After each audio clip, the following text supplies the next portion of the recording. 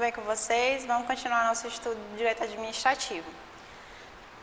Nessa aula, nós iremos tratar um pouquinho sobre o conceito do quais são as atribuições de um administrador. O papel do administrador, pessoal, é medir a relação entre a empresa e os empregados. Ou seja, o administrador ele pode trabalhar com marketing, com gestão de pessoas, com vendas e inúmeras outras atividades dentro de uma mesma empresa. Ele é um dos principais responsáveis pela boa atuação, pelo bom funcionamento daquela empresa, de forma interna e externa também. O administrador mede a relação entre a empresa e os empregados, participa do processo de seleção, admissão e demissão de funcionários. Em termos de recursos financeiros e materiais, é sua responsabilidade controlar custos, orçamento e fluxo de caixa, além de compra e estocagem de matérias-primas, logística, insumo e produtos finais. A observação das tendências de mercado também faz parte do negócio para avaliar oportunidades de investimento e monitorar as ações da concorrência. Aqui vocês notam o amplo papel de um administrador dentro de uma empresa. Ele é responsável por inúmeras atividades dentro de uma mesma empresa, podendo atuar tanto na parte de gestão de pessoa, como de recurso, como de marketing. Espera-se de um gestor de administração boa comunicação, liderança de pessoas, boas estratégias de negociação, habilidade para a tomada de decisões e boa observação das situações de forma global e sistemática. Com essas habilidades, é possível navegar dentre os quadros áreas básicas administrativas, marketing, produção, finanças e recursos humanos. O administrador ele pode trabalhar com marketing e vendas, execução do produto ou serviço, suprimentos, expedição e distribuição, recebimentos e pagamentos, controle de pessoal, relações humanas, controladoria e outras áreas administrativas do negócio. Natureza e fins da administração pública. A natureza da administração pública ela é de munus público para quem exerce, isto é, a de um encargo de defesa, conservação e aprimoramento dos bens, serviços e interesses da coletividade. Por seu turno, os fins da administração pública resumem-se num único objetivo, o bem comum da coletividade administrada. Toda a atividade do administrador público deve ser orientada para esse objetivo. Se dele o administrador se afasta ou desvia, trai o mandato de que está investido, porque a comunidade não institui a administração senão como um meio de atingir o bem-estar social. Ilícito e imoral. Será todo ato administrativo praticado que não for praticado no interesse da coletividade. Bom, pessoal, percebe-se que a função do administrador dentro de uma empresa para a função do administrador público, do agente público, ela se diferencia, mas em uma linha tênue, ela também é bastante semelhante. Por quê? Geralmente, os órgãos públicos, eles executam atividades dentro daquele município, por exemplo, como se aquele município fosse uma empresa. Eles têm que gerir pessoas dentro de uma prefeitura, dentro de uma câmara, dentro de uma empresa pública naquele município. E para isso eles precisam de pessoas com capacidade para tal. Precisam gerir pessoas, precisam gerir o patrimônio daquele município, precisam de N funções que o administrador ele pode exercer. Nas empresas privadas não é diferente. Dentro daquela empresa, o administrador, como eu já disse, ele trabalha com vários ramos de execução, como gerir aqueles empregados daquela empresa, admitir, demitir, fazer gestão de pessoas, fazer com que os empregados daquela empresa atinjam suas metas de forma eficiente para que a empresa venha crescer mais e mais. Daí a importância do profissional, de um administrador, que ele pode trabalhar tanto em vias públicas como privadas. é muito importante para a sociedade como um todo, seja as pessoas públicas, sejam as pessoas privadas, sejam pessoas jurídicas de direito público, sejam pessoas jurídicas de direito privado, o administrador, ele tem uma suma importância para gerir negócios, sejam eles de cunho público ou privado. Princípio da legalidade. Esse princípio diz respeito à obediência à lei. Encontramos muitas variantes dele expressas na nossa Constituição. Assim, o mais importante é o dito princípio genérico, que vale para todos, encontrado no inciso 2 do artigo 5º da Constituição, que diz: ninguém será obrigado a fazer ou deixar de fazer alguma coisa senão em virtude de lei. Ou seja, a pessoa física, o popular, ele poderá fazer tudo que não seja proibido por lei. Foi como eu já disse na aula anterior. Toda pessoa privada pode fazer tudo o que não é proibido por lei. Se não tiver na lei, eu posso fazer da mesma forma. O administrador já é diferente. O administrador, ele tem que fazer só o que a lei permite, e se a lei não dispor nada naquele respeito, ele não pode, como particular, praticar o ato com a premissa de que a lei não fala nada sobre aquilo, então, logo não será ilegal. Ele não pode agir dessa forma, porque ele sempre tem que agir conforme o princípio da legalidade. Outra variante desse princípio, prevista na Constituição de 88, é o que orienta o direito penal e está no mesmo artigo 5º do seu inciso 39. Nesse ponto, o Constituinte estabeleceu que determinada conduta somente será considerada criminosa se prevista em lei. O administrador, mais uma vez falando, mais uma vez enfatizando esse ponto, ele nunca pode exercer um ato, praticar um ato, como a desculpa de que aquele ato que ele está cometendo não é legalmente punível na esfera criminal, constitucional ou civil, como particular pode usar dessa premissa. Ele tem que sempre fazer só o que a lei permite e nos limites que ela também permite. No direito administrativo, esse princípio determina que, em qualquer atividade de administração pública, está estritamente vinculada à lei. Assim, se não houver previsão legal, nada pode ser feito. A diferença entre o princípio genérico e o específico do direito administrativo tem que ficar bem clara. Naquele, que é o princípio genérico, a pessoa pode fazer tudo, exceto o que a lei proíbe. Nesse, a administração só pode fazer o que a lei autoriza, estando engessada na ausência de tal previsão. Seus atos têm que estar sempre pautados na legislação. Princípio da impessoalidade. O agente público, seja ele eleito, concursado ou indicado, está ocupando seu posto para servir interesses do povo. Assim, os atos deverão ser obrigatoriamente, pessoal, ter finalidade e obedecer o interesse público, e não próprio, ou de conjunto pequeno de pessoas amigas, ou seja, deve ser impessoal.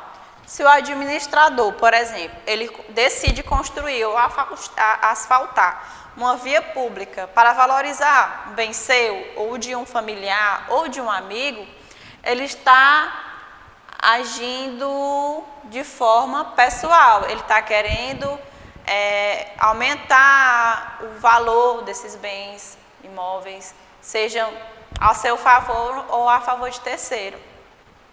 Isso não pode acontecer. Um administrador público, ele só pode passar uma via pública se aquela via pública tiver a melhoria daquela via e trazer de alguma forma um benefício para a população geral. Lembre-se que o administrador é um mero representante temporário dos interesses do povo, o que não pode se desvirtuar dessa finalidade. Nesse caso, confunde-se com o princípio da finalidade, que é uma espécie da impessoalidade, por vezes sendo considerados como sinônimos. Outra vertente desse mesmo princípio é o que prevê que os atos não serão imputados a quem os pratica, mas sim à entidade à qual está vinculado. No caso de um auditor fiscal, por exemplo, se o auditor fiscal ele lavrar um auto de infração a uma empresa, quem estará lavrando o auto de infração é, no caso, a pessoa jurídica de direito público que ele está representando, quem seja a Secretaria da Receita Federal. Ou seja, o auditor fiscal ele não atribui a uma empresa um auto de infração de forma pessoal. Ele está ali representando a Secretaria da Receita Federal. Veja que diz o artigo 37, parágrafo 1º, que representa a garantia de observância desse princípio. A publicidade dos atos, programas, obras, serviços e companhias dos órgãos públicos deverá ter caráter educativo, informativo ou de orientação social, dele não podendo constar nomes, símbolos ou imagens que caracterizem promoção pessoal de autoridades ou serviços públicos. Observem também o que diz a Lei 9.784 de 99, em seu artigo 2º, parágrafo único, inciso 3, que determina que, nos processos administrativos, serão observados critérios de objetividade no atendimento do interesse público, vedada a promoção pessoal de agentes ou autoridades. O que isso quer dizer, pessoal? A publicidade de que diz respeito esse princípio da administração, ela só deve ser usada para deixar claro para a população onde está sendo usados os recursos repassados àquele ente. Não como forma de, digamos assim, promover o chefe do executivo, por exemplo. O bem que é passado para o Estado ou o município em forma de impostos, eles devem ser publicados sempre para que a população saiba onde os seus impostos estão sendo gastos, e não para promover a imagem particular de um político ou de um agente público. Vamos falar agora sobre o princípio da continuidade. O Estado ele deve prestar serviços públicos para atender às necessidades da coletividade. Esta prestação ela não pode parar, pois os desejos do povo são contínuos. Por esse princípio, há limitações ao direito de greve dos servidores públicos, dos militares e a existência de substitutos que preencham funções públicas temporariamente vagas.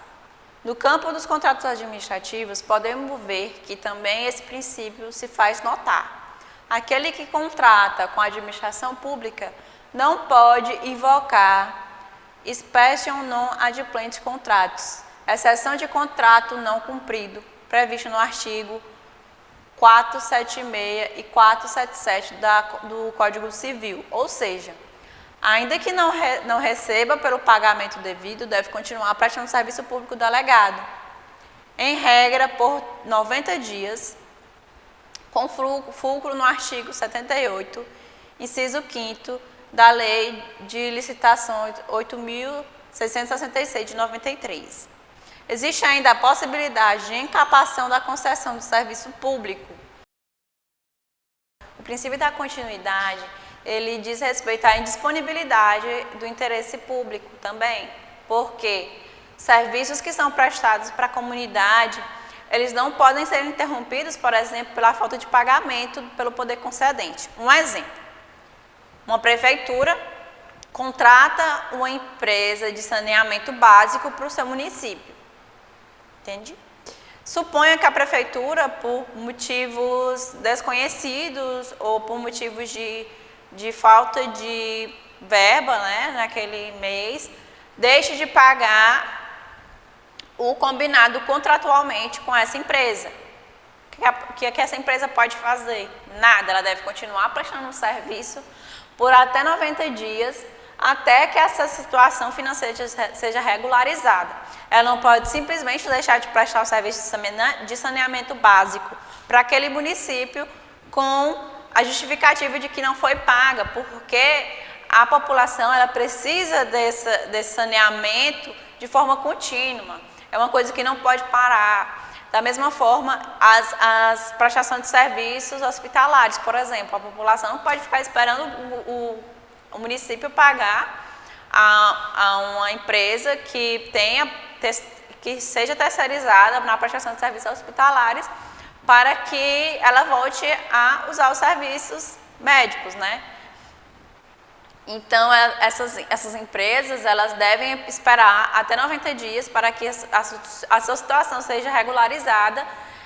Só então que elas podem interromper os seus serviços, né, por falta de pagamento. Além disso, pode haver a possibilidade de incapação da concessão de serviço público. O que isso quer dizer? Pessoal, isso é bem comum na administração pública. Por quê? A incapação, ela acontece toda vez que um ente administrativo, um ente da administração pública, concede serviços que era para ele mesmo prestar para uma empresa particular, ele está fazendo uma concessão pública daquele serviço. Caso haja alguma quebra de contrato, ou por algum motivo ele não consiga mais arcar com esses gastos, eles podem retirar a concessão dessa prestação de serviço e ele mesmo prestar esse serviço para a população até que ele consiga regularizar essa situação. Mas a população jamais pode ficar sem a prestação desses serviços, porque ela necessita disso continuamente. Princípio da hierarquia.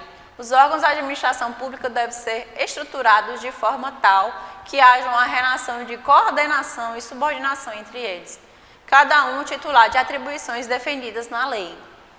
Como consequência desse princípio, surge a possibilidade de revisão de atos dos subordinados, delegação e avocação de atribuições, aplicação de penalidades, do ponto de vista do subordinado ao dever de obediência. Essa relação hierárquica só existe nas atividades administrativas, não nas legislativas e nem nas judiciais. O que isso quer dizer, pessoal? Na administração, de forma isolada, o poder executivo, ele tem o poder hierárquico, ou seja, as funções, os cargos menores devem obedecer aos cargos maiores. O que isso quer dizer? Se eu, como agente administrativo, tenho um superior hierárquico, os meus atos podem ser revisados por ele. Se eu tomar uma decisão, ele pode simplesmente dizer assim: olha, Amanda, esse ato que você cometeu, eu não acho interessante para a coletividade, eu acho que eu vou reformar isso, ou então vou anular esse ato que você praticou. Isso é perfeitamente possível dentro da administração pública, por meio do Poder Executivo. Agora, no Poder Legislativo e no Judiciário, isso não pode ocorrer, porque não existe essa relação de hierarquia entre deputados, entre juízes, entre o Ministério Público, por exemplo, no Poder Judiciário. Não existe hierarquia entre não existe hierarquia entre juiz, promotor de justiça e advogado, por exemplo. Eles são iguais, entendeu? Não existe uma relação de hierarquia. No Poder Legislativo, por exemplo, os senadores não são hierarquicamente superiores aos deputados federais, por exemplo, na Câmara do Congresso Nacional. Já na administração pública, no Poder Executivo, ela é perfeitamente comum. Princípio da autotutela, cuidar de si mesma. Isso que deve fazer a administração pública. Como deve obediência ao princípio da legalidade, sempre que o ato ilegal for identificado, deve ser anulado pela própria administração. Cabe também a revogação daqueles atos que não sejam mais convenientes ou oportunos, segundo critérios de mérito. É o poder-dever de rever seus atos, respeitando sempre o direito de terceiros de boa-fé. Súmula 346. A administração pública pode declarar nulidade de seus próprios atos. Súmula 473. A administração, ela pode anular seus próprios atos, quando invados de vícios que os tornam ilegais, porque deles não se originam direitos, ou revogá-los por motivo de conveniência ou oportunidade, respeitados os direitos adquiridos e ressalvada, em todos os casos, a apreciação judicial. Inclusive, nesse princípio, o poder de zelar por seus bens, conservando-os adequadamente, Essa prerrogativa de revogar ou anular seus atos não se estende além dos administrativos, não podendo interferir nos atos dos contratos regidos pelo direito privado, cabendo ao judiciário fazê-lo, se necessário. Gente, como eu citei para vocês o exemplo da concessão de serviço público a uma empresa de saneamento. Suponha que a administração ela considere em determinado momento que aquela prestação de serviço não está sendo interessante para o interesse coletivo. Ela pode simplesmente interromper o contrato com essa empresa, mas ela deve respeitar os direitos adquiridos. Por exemplo, se essa empresa ela trabalhou 1 mês e meio nessa cidade, ela terá direito de receber por 1 mês e meio e ainda receber pelos gastos extraordinários que ela teve para a instalação do serviço naquela localidade. Ela tem que ter os seus direitos adquiridos concedidos de volta pelaquela quebra de contrato. Princípio da razoabilidade e proporcionalidade. Este é mais um princípio voltado especialmente para o controle dos atos administrativos, em especial aqueles ditos discricionários, onde a lei dá 2 ou mais opções válidas ao administrador. Se este tomar alguma decisão destituída de razoabilidade ou coerência, será ilegítima, ainda que dentro da lei. Em obediência a esse mandamento, as decisões têm de ser fundamentadas adequadamente, fatos relevantes devem ser levados em conta e devem, sobretudo, guardar proporção entre os meios e o fim a que se destina. Pelo critério da razoabilidade, é que se busca a melhor maneira de concretizar a utilidade pública postulada pela norma. É a congruência lógica entre as situações postas e decisões administrativas. Entre os exemplos da observância desse princípio, destaco a gradação da aplicação de penalidade de suspensão ao servidor faltoso. A Lei nº 8.112, de 1990, estabelece que o prazo de suspensão será de, no máximo, 90 dias. Porém, cabe ao aplicador da sanção graduá-lo de acordo com a falta, pautado no princípio da razoabilidade. O princípio da razoabilidade ele pode ser visto no artigo 2º, parágrafo único, incisos 6, 8 e 9 da Lei 9.784, de 1999. Gente, o que isso quer dizer? Dentro da administração, por existir esse poder hierárquico, eu, como agente administrativo, que tenha um superior hierárquico, eu cometo uma falta, um ato lesivo para aquele órgão que eu trabalho, eu posso ser punido de acordo com essas penalidades que estão previstas na Lei 8.112. Ou seja, se eu trabalho como segurança, por exemplo, num órgão do executivo, eu venha a dormir no local de trabalho, por exemplo, eu posso levar uma suspensão com penalidade por aquele ato faltoso, né, por não ter zelo pela função que eu fui designada a cumprir. Agora, o meu superior hierárquico, ele não pode simplesmente, porque eu cochilei no trabalho uma única vez, eu sempre fui uma funcionária exemplar e cochilei no trabalho uma única vez, ele simplesmente chegar e me demitir e me suspender por 90 dias por conta desse ato. Entende?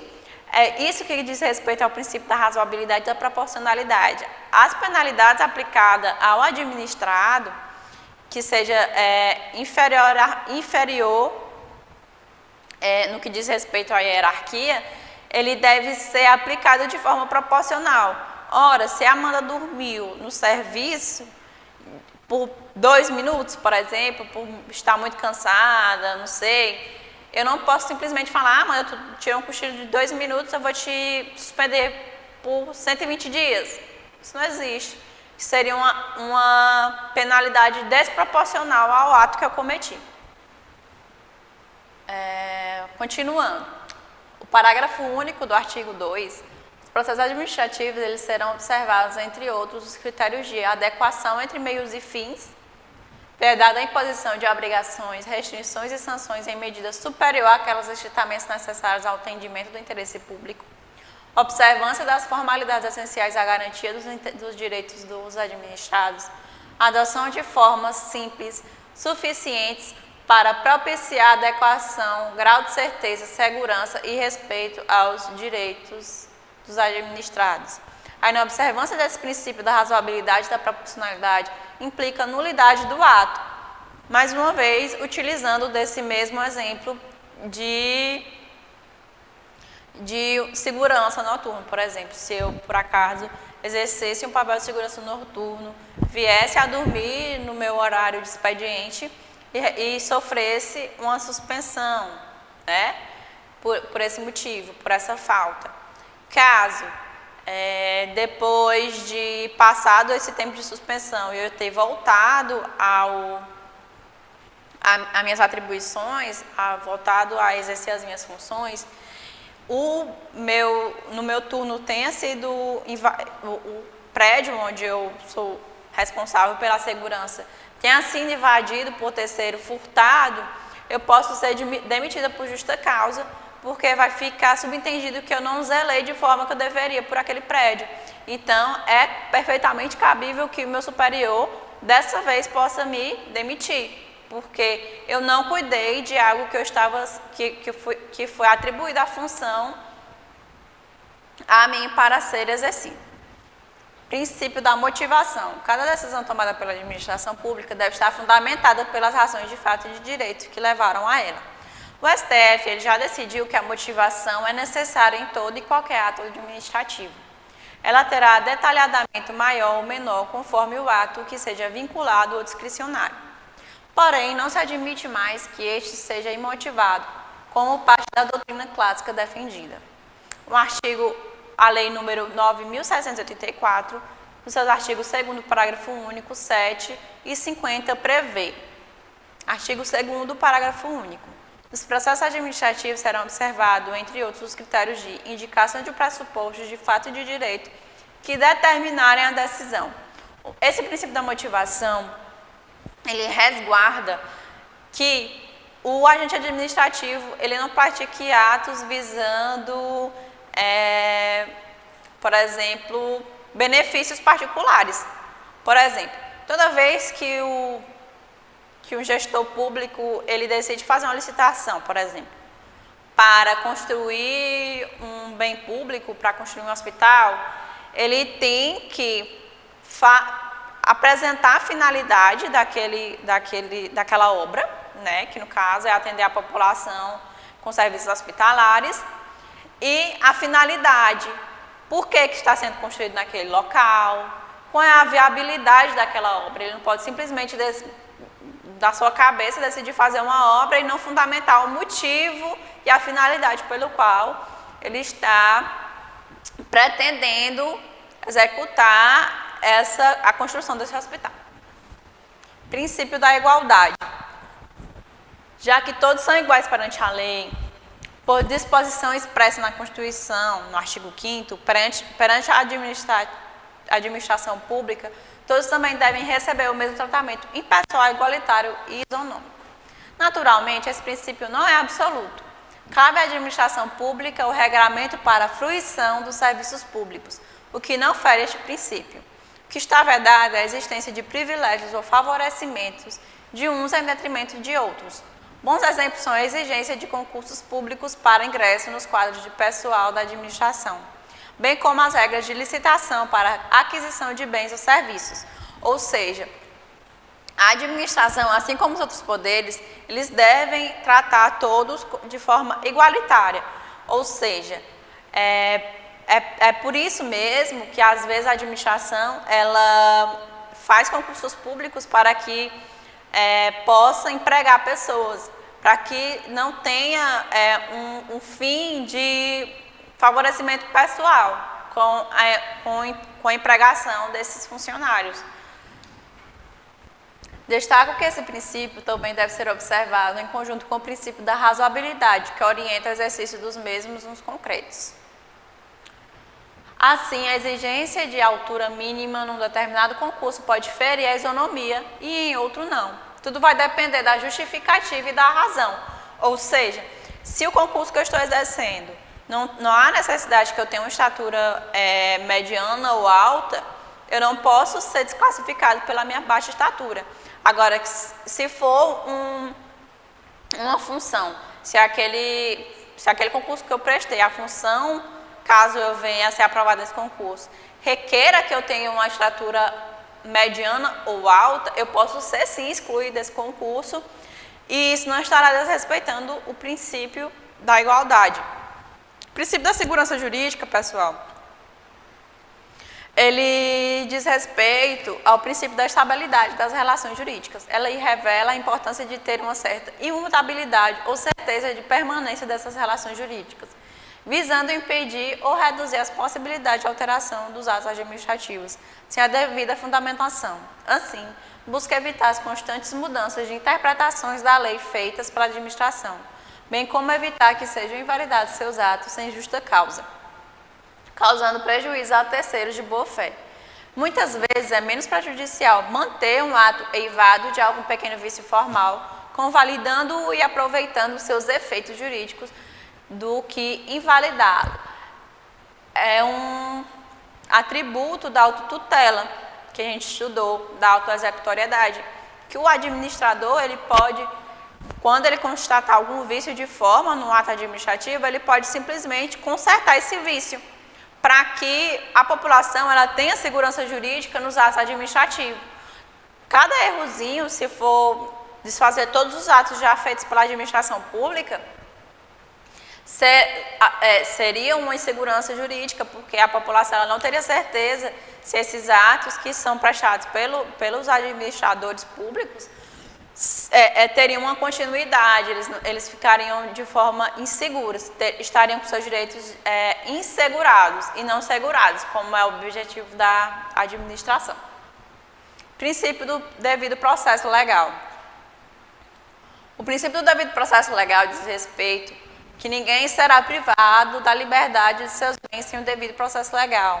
Aos litigantes em processo judicial ou administrativo e aos acusados em geral serão assegurados o contraditório e a ampla defesa com os meios e recursos a elas inerentes. Ou seja,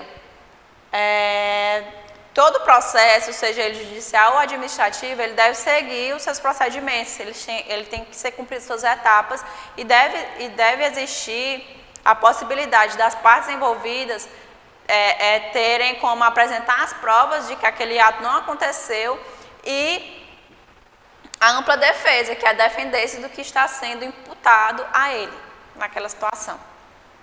Os dois princípios que advêm também do devido processo legal são o contraditório e a ampla defesa. O contraditório assegura que a parte tem o direito de se manifestar sobre todas as provas produzidas e sobre as alegações feitas pela parte adversa. Por ampla defesa, entende-se a possibilidade que o acusado tem de usar de todos os meios lícitos admitidos para provar o que alega, inclusive manter-se calado e não produzir provas contra si mesmo, porque ninguém é obrigado a produzir provas contra si mesmo. Numa audiência, eu posso manter-me calada, no processo administrativo, eu posso manter-me calada, caso o meu depoimento venha me incriminar de certa forma. Até a próxima aula.